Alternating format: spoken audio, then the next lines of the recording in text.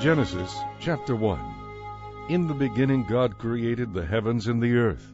The earth was empty, a formless mass cloaked in darkness, and the Spirit of God was hovering over its surface.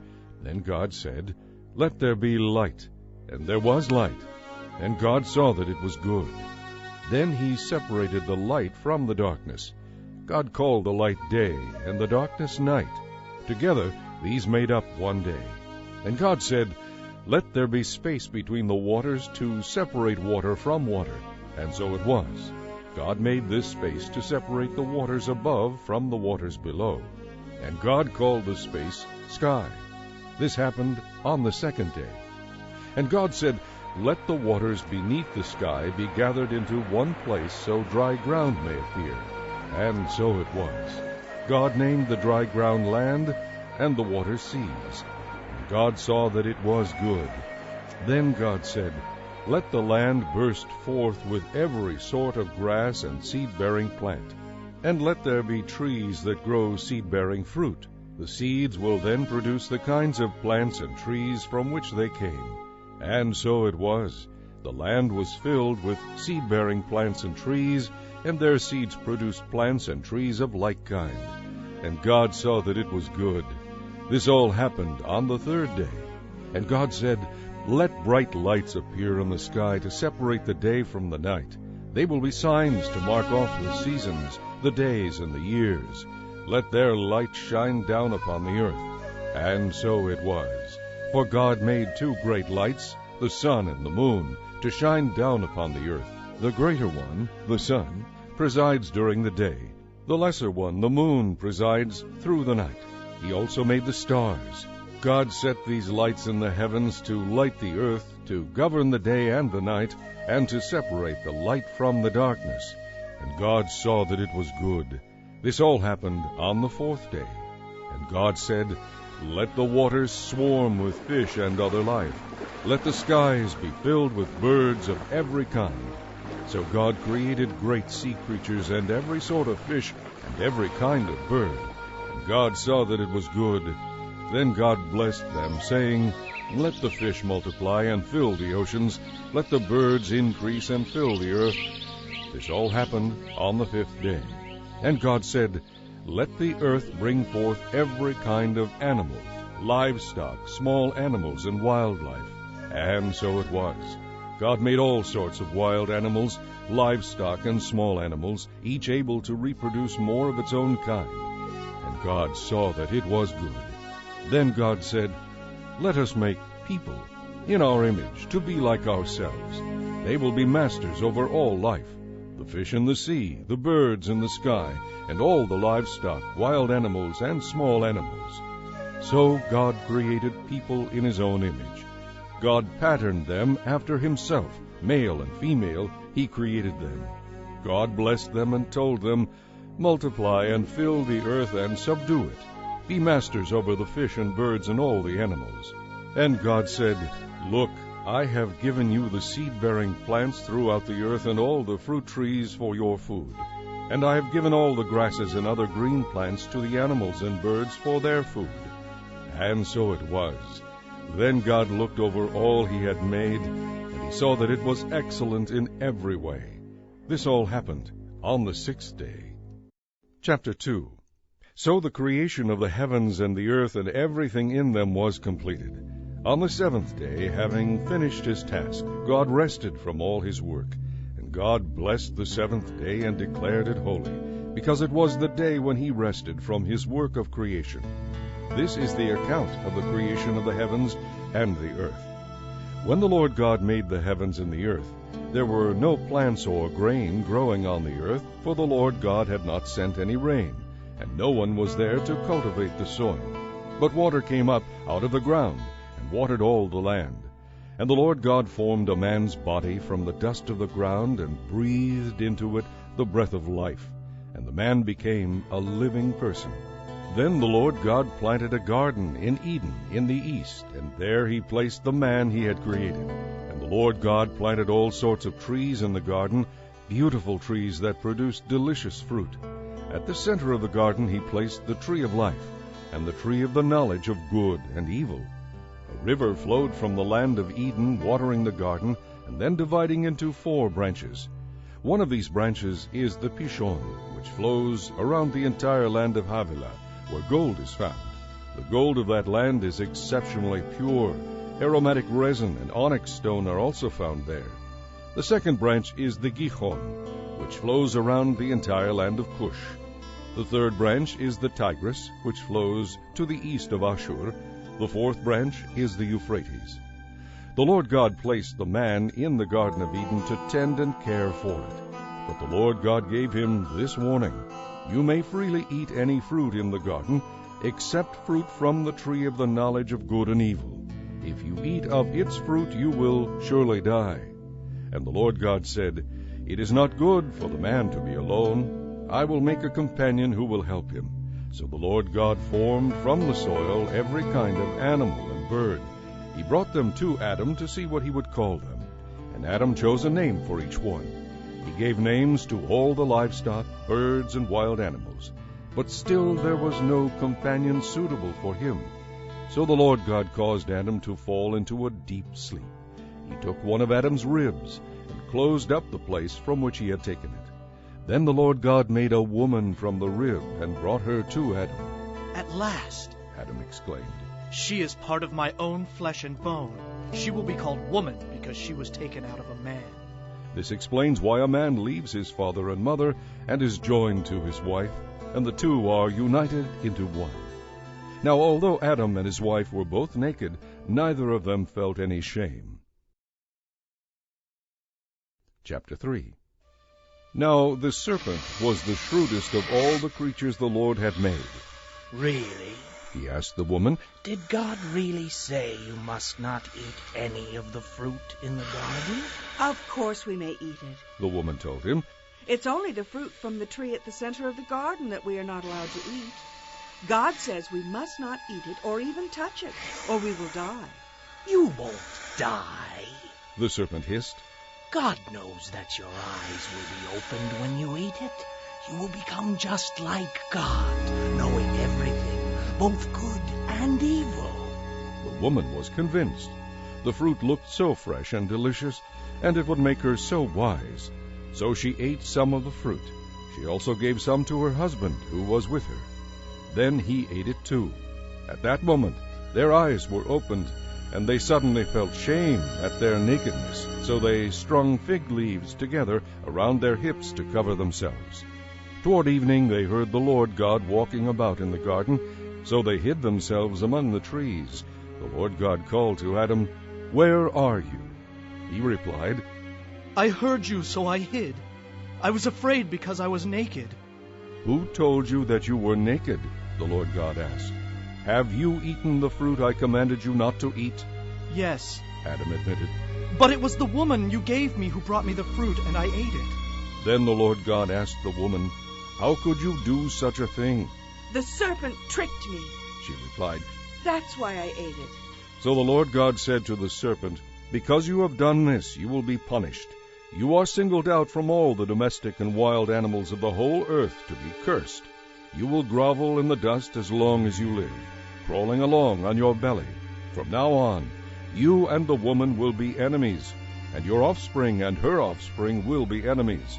He will crush your head, and you will strike his heel." Then he said to the woman, "You will bear children with intense pain and suffering, and though your desire will be for your husband, he will be your master." And to Adam he said, "Because you listened to your wife and ate the fruit I told you not to eat, I have placed a curse on the ground.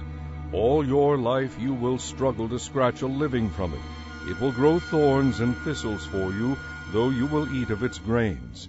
All your life you will sweat to produce food until your dying day. Then you will return to the ground from which you came, for you were made from dust, and to the dust you will return."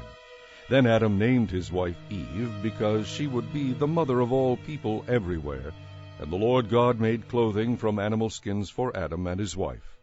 Then the Lord God said, "The people have become as we are, knowing everything, both good and evil.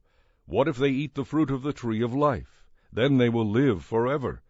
So the Lord God banished Adam and his wife from the Garden of Eden, And he sent Adam out to cultivate the ground from which he had been made. After banishing them from the garden, the Lord God stationed mighty angelic beings to the east of Eden, and a flaming sword flashed back and forth, guarding the way to the tree of life. Chapter 4. Now Adam slept with his wife Eve, and she became pregnant.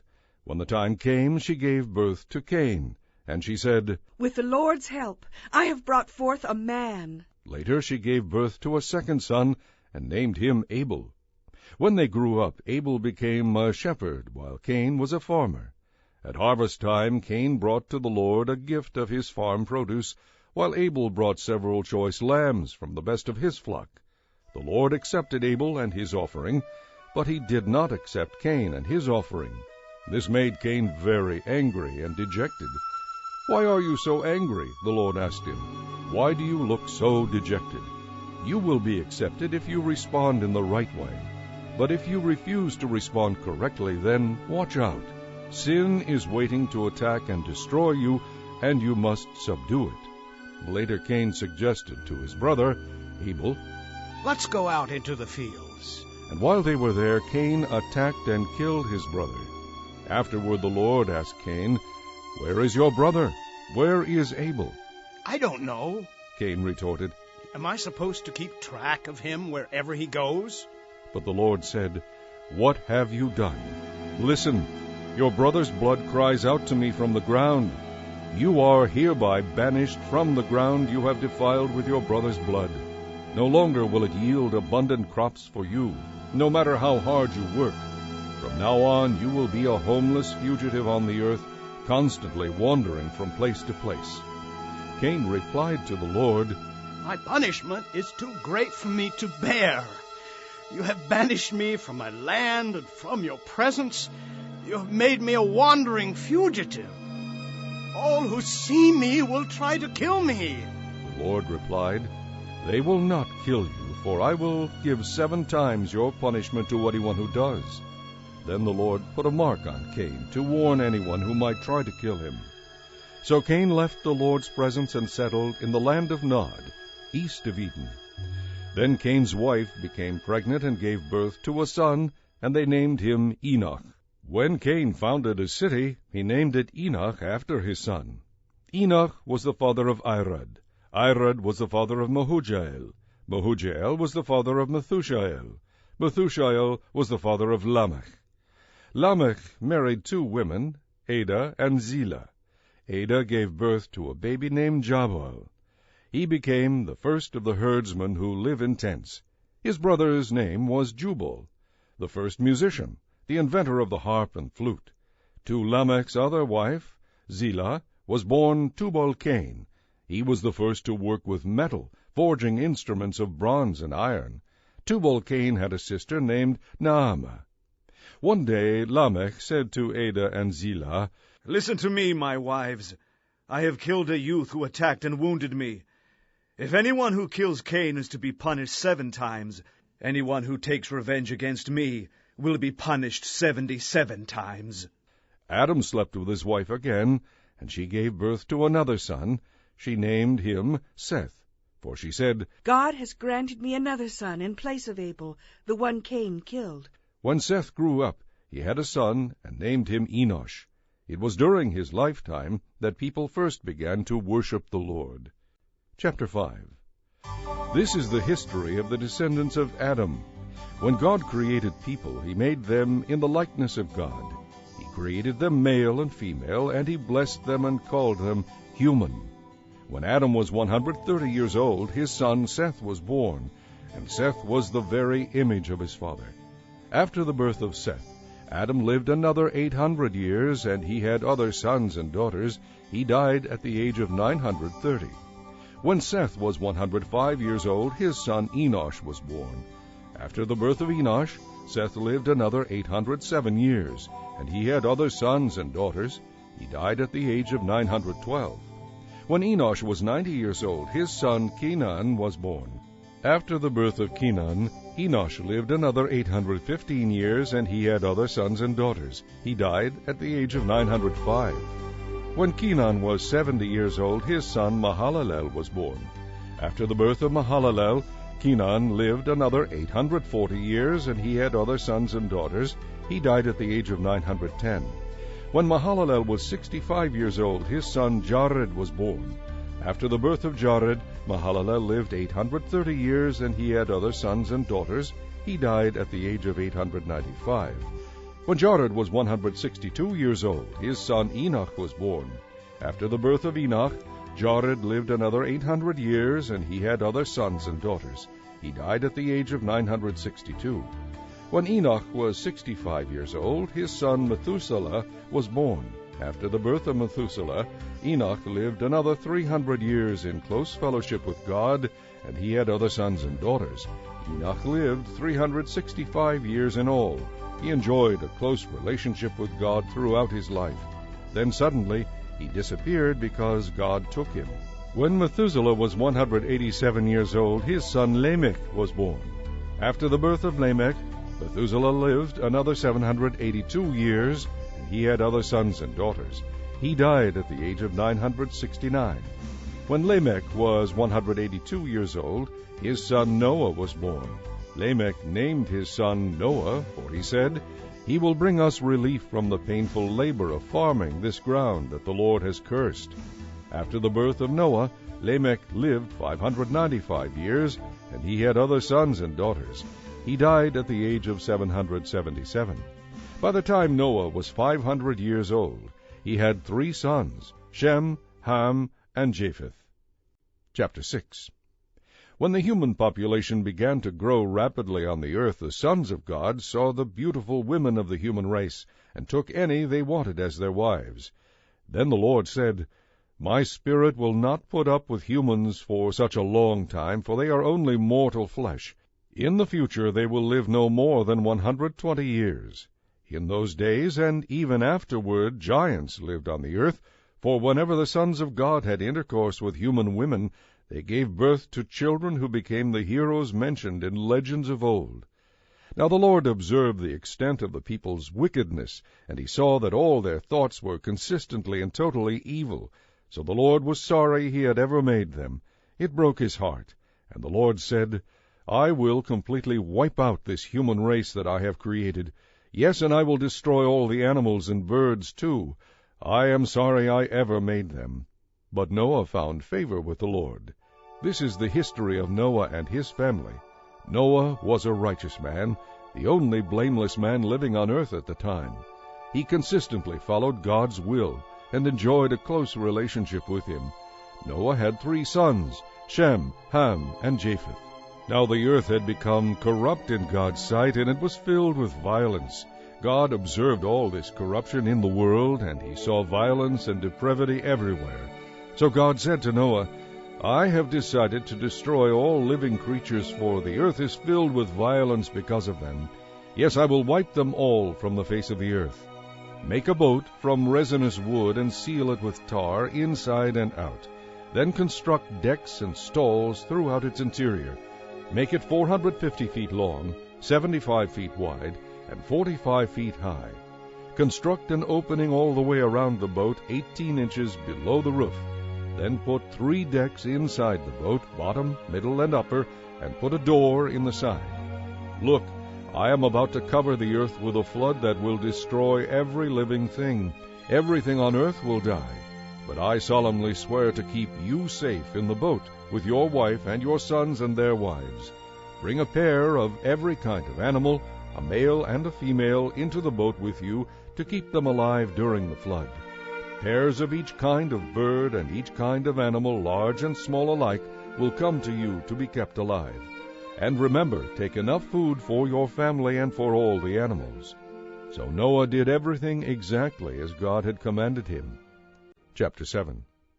Finally the day came when the Lord said to Noah, Go into the boat with all your family, for among all the people of the earth I consider you alone to be righteous.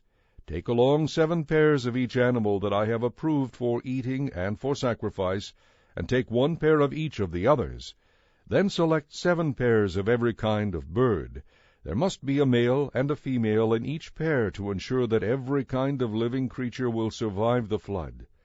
1 week from today, I will begin 40 days and 40 nights of rain.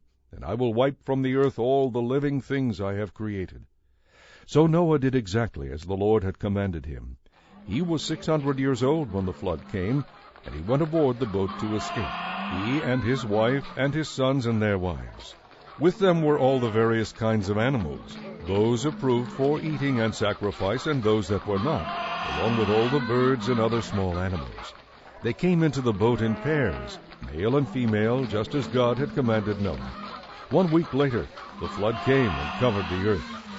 When Noah was 600 years old, on the 17th day of the second month, the underground waters burst forth on the earth, and the rain fell in mighty torrents from the sky. The rain continued to fall for 40 days and 40 nights. But Noah had gone into the boat that very day with his wife and his sons, Shem, Ham, and Japheth, and their wives. With them in the boat were pairs of every kind of breathing animal, domestic and wild, large and small, along with birds and flying insects of every kind. 2 by 2 they came into the boat, male and female, just as God had commanded. Then the Lord shut them in. For 40 days the floods prevailed, covering the ground and lifting the boat high above the earth.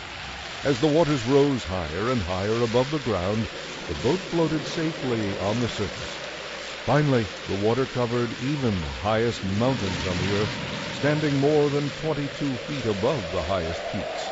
All the living things on earth died, birds, domestic animals, wild animals, all kinds of small animals, and all the people.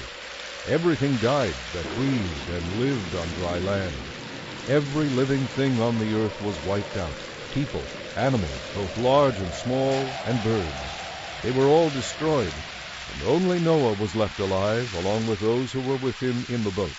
And the water covered the earth for 150 days. Chapter 8. But God remembered Noah and all the animals in the boat. He sent a wind to blow across the waters, and the floods began to disappear.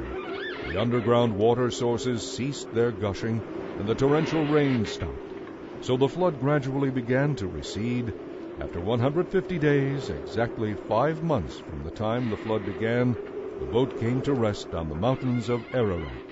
2.5 months later, as the waters continued to go down, other mountain peaks began to appear. After another 40 days, Noah opened the window he had made in the boat and released a raven that flew back and forth until the earth was dry.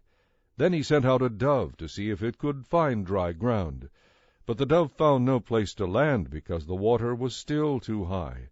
So it returned to the boat, and Noah held out his hand and drew the dove back inside. 7 days later, Noah released the dove again.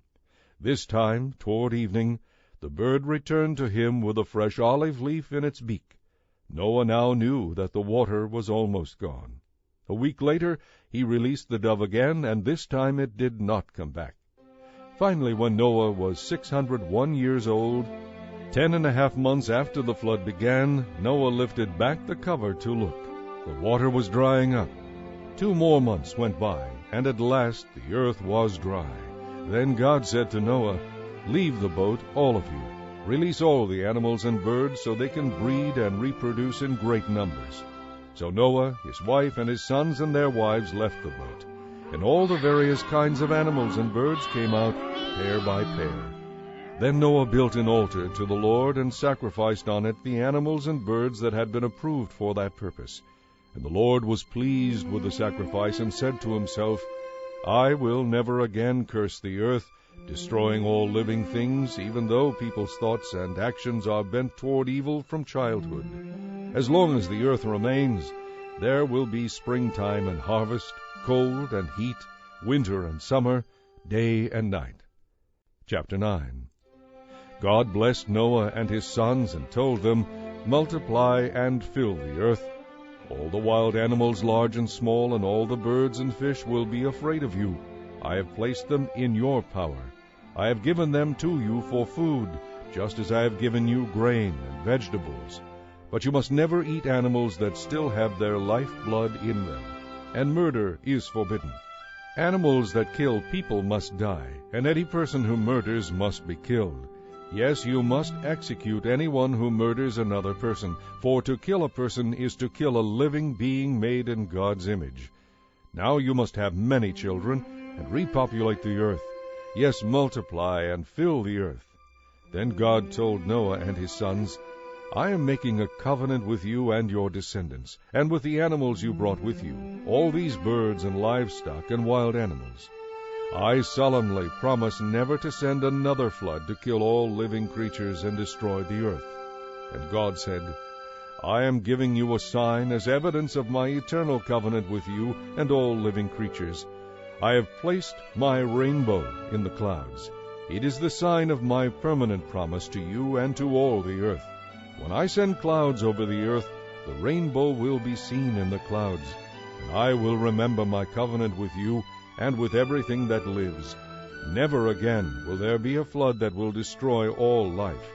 When I see the rainbow in the clouds, I will remember the eternal covenant between God and every living creature on earth.